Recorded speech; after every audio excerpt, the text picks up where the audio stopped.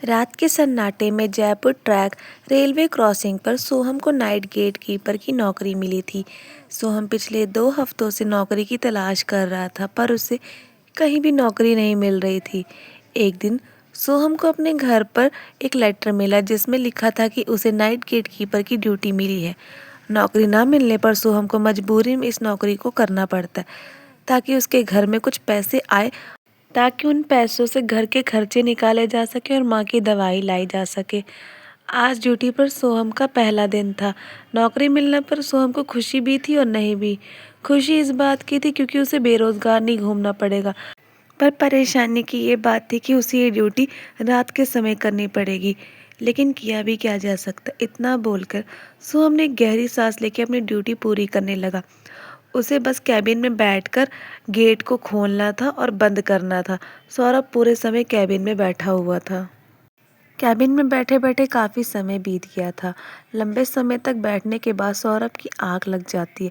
सपने में सौरभ की माँ ने रोते हुए आवाज़ से कहा, बेटा तुम जहाँ काम कर रहे हो वो जगह सही नहीं लग रही। पता नहीं क्यों मेरा मन घबरा रहा है। सौरभ तुम वापस घर आ जाओ। सौरभ ने परेशान होते हुए अपनी माँ से कहा, आप मुझे ऐसा क्यों बोल रहे हो? आप फालतू की टेंशन ले रही हो। सौरभ की माँ ने उदास स्वर से सौरभ को कहा, तुम्हारे पापा भी मेरी बात नहीं सुने थे, फिर उसके बाद उनका कुछ पता नहीं चला। इतना कहने के बाद सौरभ की नींद टूट जाती है। नींद से उठने के बाद सौरभ एक गहरी सोच में पड़ गया, क्योंकि सौरभ की माँ ने कभी भी सौरभ के पापा का जिक्र नहीं किया था। लेकिन आज सपने में सौरभ की माँ ने इतनी उदास स्वर से उसके पापा के बारे में बताया। सौरभ ने इस बात को सपना समझ के अपनी जगह से खड़ा होता और कैबिन से बाहर निकल के खुली हवा में मन को शांत करने के लिए चला गया। कुछ देर बाहर रहने के बाद सौरभ वापस कैबिन में आ जाता है। सौरभ ने अपने साथ मिल्टन की बोतल लेकर आया था जिसमें चाय थी। चाय को गिलास में निकालकर सौरभ चाय पीने लगता है। चाय पीते हुए सौरभ की नज़र टेबल की बाईं साइड पे रखी किताब पर जाती है। सौरभ को अच्छे से याद था, पहले वो किताब टेबल पे नहीं रखी थी। उसने किताब को उठाया। किताब के ऊपर लिखा था गेट कीपर की ड्यूटी के कुछ नियम। सौरभ ने किताब का पहला पन्ना खोला। उस पहले पन्ने पे मोटे मोटे अक्षरों से लिखा था, नियम को मानना ज़रूरी है वरना आपके साथ कुछ भी हो सकता है। सौरभ ने चाय पीते पीते किताब को पढ़ना शुरू किया। किताब में लिखा था, पहला नियम, अगर रात के समय ठीक 12:13 पर रेलवे क्रॉसिंग का सायरन बजे तो गेट तुरंत बंद कर देना, भले ही ट्रैक पर कोई ट्रेन हो या ना हो, कोई आवाज़ आ रही हो या नहीं आ रही, गेट बंद हो जाना चाहिए। पहला नियम पढ़ने के बाद सौरभ ने अपनी घड़ी में देखा। 12:13 होने में बस 10 सेकंड थे। ठीक 10 सेकंड बाद अचानक सायरन जोर जोर से बजने लगा। सौरभ अचानक सायरन बजने की आवाज़ से डर जाता है, क्योंकि ड्यूटी पे सिर्फ सौरभ था, उसके अलावा वहाँ कोई नहीं था। सौरभ ने घबराते हुए किताब में लिखे नियम के अनुसार गेट को बंद कर दिया। सायरन पूरे 5 मिनट तक बजता रहा। उसके बाद सायरन बजना बंद हो गया और चारों तरफ सन्नाटा छा गया था। कैबिन में घबराया सौरभ अपने आसपास देखने लगा। सब कुछ शांत हो चुका था। पसीने से भीगा सौरभ खुद से कहने लगता है, वो तो बस एक सायरन था जो बंद हो चुका है। सौरभ ने एक गहरी सांस ली और वापस अपनी जगह पर बैठकर फिर से किताब पढ़ने लगा। किताब के अनुसार सौरभ ने किताब में लिखे पहले नियम को बहुत ही अच्छे से पूरा किया। अब दूसरे नियम की बारी है। सौरभ ने दूसरे नियम को पढ़ना शुरू किया। किताब में दूसरा नियम, अगर ट्रैक पर कोई बच्चा दिखाई दे तो उसे रोकना मत, क्योंकि वो बच्चा अब इंसान नहीं रहा। सौरभ ने जब दूसरे नियम को पूरा पढ़ा तो उसने उसे हल्के में ले लिया। सौरभ ने हंसते हुए खुद से कहा, भला इतनी रात को ट्रैक पर कोई बच्चा क्यों ही आएगा, इस किताब में पता नहीं कैसे नियम लिखे हैं। उसके बाद सौरभ के गिलास से चाय खत्म हो चुकी थी। सौरभ ने गिलास में दूसरी बार चाय डालने के लिए जैसे ही झुकने वाला था, सौरभ की नज़र ट्रैक पर जाती है। ट्रैक पर सचमुच में एक छोटा बच्चा खड़ा था, जिसे देखकर सौरभ सन्न रह गया था। उसकी दिल की धड़कन तेज तेज धड़कने लगी। सौरभ ने अपनी आवाज़ को दबाकर उस बच्चे को ध्यान से देखने लगा। वो छोटा बच्चा बिल्कुल शांत और सीधा खड़ा था। वो बच्चा कोई हलचल नहीं कर रहा था। सौरभ ने उस बच्चे पर अपनी नज़रें गड़ा कर रखी थी। अचानक उस बच्चे ने अपनी गर्दन सौरभ की तरफ घुमाई। सौरभ ने जब उसकी शक्ल देखी तो वो दंग रह गया था। उस बच्चे की ना ही शक्ल थी, ना ही आँख थी और ना ही नाक था। उस बच्चे की शक्ल पूरी तरह खोखली थी और चेहरे पर डरावनी मुस्कान थी। डर के मारे सौरभ धीरे धीरे पीछे होने लगा। उसका पैर अचानक फिसला और वो नीचे गिर गया, जिसके कारण सौरभ के सिर पर काफ़ी तेज चोट लगी थी। उस मंज़र को देखने के बाद सौरभ पूरी तरह डर चुका था। उसका मन कर रहा था कि वो इस काम को छोड़कर वापस घर चला जाए, लेकिन सौरभ को इस बात का भी डर था, अगर वो पहले दिन ही नौकरी से भाग जाएगा तो उसकी नौकरी कहीं ना चल जाए। ये सोचकर सौरभ फिर से अपनी जगह पर खड़ा हो जाता है। सौरभ ने खुद को संभालते हुए कैबिन की खिड़की से ट्रैक पर देखने लगा, लेकिन इस बार ट्रैक पर देखने पर वहाँ कोई नहीं था। ट्रैक को खाली देखकर सौरभ थोड़ी चैन की सांस लेता है। अब किताब के मुताबिक सौरभ ने दूसरे नियम को भी अच्छे से निभाया। सौरभ थोड़ी हैरानी में होता है, क्योंकि जैसे जैसे नियम किताब में लिखे थे वही सब कुछ सौरभ के साथ हो रहा था। सौरभ ने किताब के तीसरे पन्ने पर लिखे तीसरे नियम को पढ़ना शुरू किया।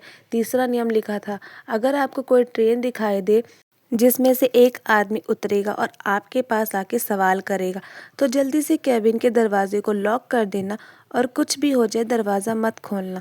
सौरभ ने जैसे ही तीसरे नियम को पूरा पढ़ा तो उसकी नज़र कैबिन के दरवाजे पर जाती है। कैबिन का दरवाज़ा खुला हुआ था।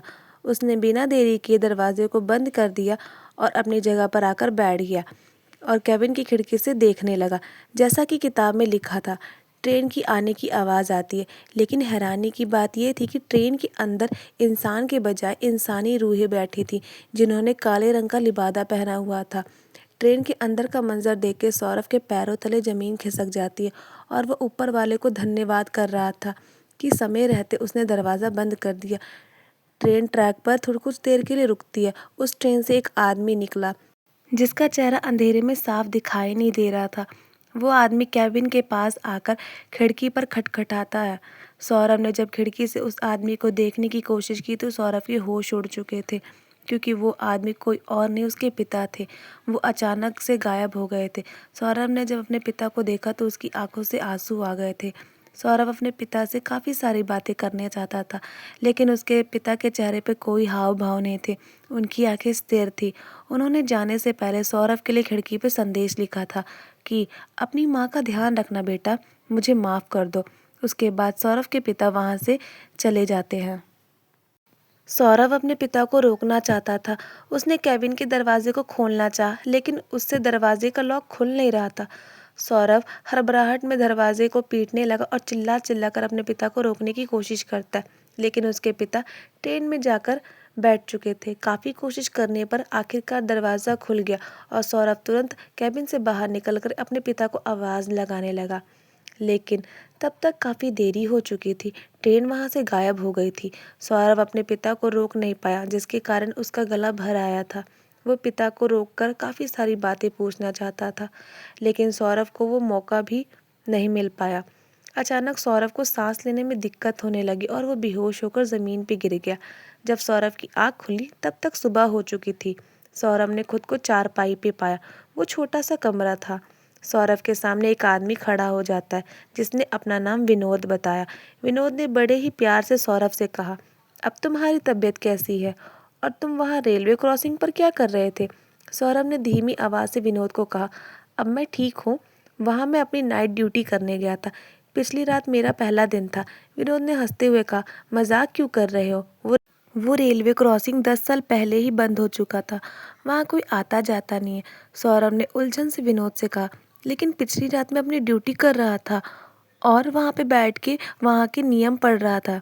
विनोद ने सौरभ को हल्की मुस्कान से देते हुए कहा, पिछले 10 सालों से मैं रेलवे क्रॉसिंग से गुजरता हूँ, लेकिन आज तक मैंने किसी को काम करते हुए नहीं देखा और वहाँ तुम मुझे बेहोश पड़े हुए मिले थे, इसलिए मैंने तुम्हें अपने घर ले जाना ही ठीक समझा।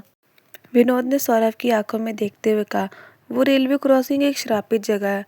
अगर कोई उस कैबिन में रखे किताब के सारे नियम पढ़ लेता है तो वो इंसानी दुनिया से गायब हो जाता है। कहते हैं जो ट्रेन उस ट्रैक पर आकर रुकती है, उस ट्रेन के डिब्बे के अंदर उन्हीं इंसानों की रूहें होती हैं और वो ट्रेन कहाँ जाती है वो किसी को भी नहीं पता। मुझे हैरानी हो रही है, तुम कैसे बच गए? शायद तुमने किताब के सारे नियम नहीं पढ़े, इसलिए तुम जिंदा बचे हो। विनोद की बताई हुई सारी बातें सौरभ बड़े ही ध्यान से सुनता है। उसके बाद सौरभ वापस अपने घर के लिए निकल जाता है। वो पूरे रास्ते भर रात में हुए हादसे के बारे में सोच रहा था। वो सोच रहा था कि अगर उसने पूरी किताब पढ़ ली होती तो आज वो भी अपने पापा की तरह उस ट्रेन में भटकता। सौरभ आसमान की ओर देखकर ऊपर वाले को धन्यवाद करता है कि उनके कारण वो बच पाया और अपनी माँ का ध्यान रख सकता है। उसके बाद सौरभ ने उस जगह को छोड़ दिया और अपनी नानी के घर चला गया। कहते हैं आज भी उस ट्रैक पर वो ट्रेन आकर रुकती है और उस ट्रेन के अंदर वही इंसानी रूहें होती हैं जो तरह तरह की आवाज़ें निकालती हैं, क्योंकि उनकी कोई मंजिल नहीं है, वो बस उसमें बैठकर यात्रा करती हैं।